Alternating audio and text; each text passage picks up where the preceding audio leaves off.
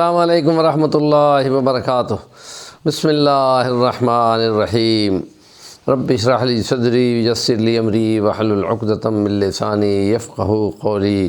هو الاول والآخر والظاہر والباطن وهو صدق اللہ العظیم۔ سیرت نبی صلی اللہ علیہ وسلم انسانوں کی رہنمائی کے لیے مثال ہے کہ اللہ کے اس پیغمبر کو، خاتم النبیین کو، تمام انسانیت کے لیے رہبر و رہنما بنایا گیا، اور جہاں تک آپ نے سفر کیے جنگ کے، آپ کو موقع ملا صلح حدیبیہ کے بعد امن کے معاہدے کی وجہ سے، پھر آپ نے وہاں خطوط بھیجے، اپنے نمائندے بھیجے اور ان کے ذریعے سے پیغام پہنچایا۔ تو اپنے پڑوس میں بالکل ساتھی حبشہ کے بادشاہ کو آپ نے خط دیا، عمرو زمری نے ان کو خط پہنچایا۔ نبی پاک صلی اللہ علیہ وسلم نے اس سے پہلے ہجرت حبشہ کے واقعے میں اپنے چچیرے بھائی جعفر طیار کو بھیجا تھا، اور ان کے ساتھ بہت سارے اور لوگ بھی گئے تھے۔ اب اس پیغام کے جواب میں کہ اگر تم اسلام قبول کرو تو اسرائیلیت کے حضرت مسیح علیہ السلام پر ایمان، اور پھر حضرت محمد رسول اللہ پر ایمان پہ آپ کو دوہرا اجر ملے گا۔ تو اس نے اسلام کو قبول کیا تھا، اور پھر وہیں پر نبی پاک صلی اللہ علیہ وسلم اور آپ کے نمائندے کو، اور آپ نے پھر مطالبہ کیا تھا کہ میرے وہ تمام لوگ جو آپ کے پاس ہیں ان کو آپ ہمارے پاس بھیج دو۔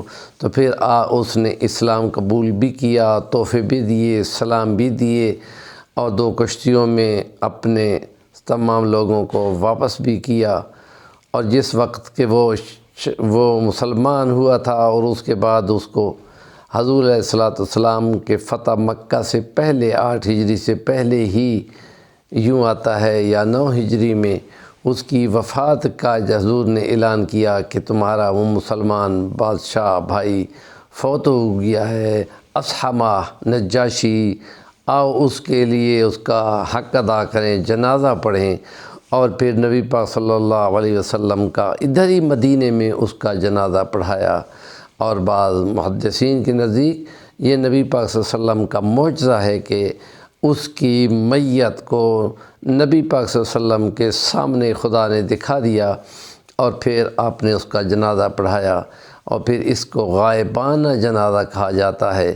اس کے علاوہ نبی پاک صلی اللہ علیہ وسلم نے کسی کے لیے بھی غائبانہ جنازہ نہیں پڑھایا، اور اسی کو جواز بنا کر بہت سارے مسلمانوں کے گروپ جو ہیں یا فرقے جو ہیں وہ غائبانہ نماز جنازہ کے قائل ہیں۔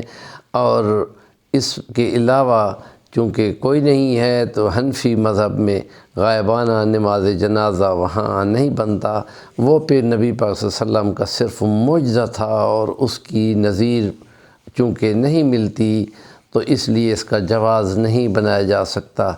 اور پھر یہ جو خطوط ہیں نبی پاک صلی اللہ علیہ وسلم نے اس آیت کے جواب میں کہ اے انسانیت تمام کے لیے ہم نے آپ کو اے پیغمبر بشیر و نذیر بنا کر بھیجا ہے، اور پھر آپ پر جو کلام پہنچایا ہے اس کو آپ ہر صورت کو پہنچائیں۔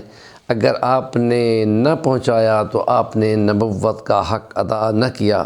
تو یہ جہاں تک آپ پہنچ سکتے تھے وہاں تک آپ کی فوجیں گئیں، اور جہاں تک آپ نہ پہنچ سکے خطوط کے ذریعے سے مختلف اصحاب کو خطوط دے کے بھیجا۔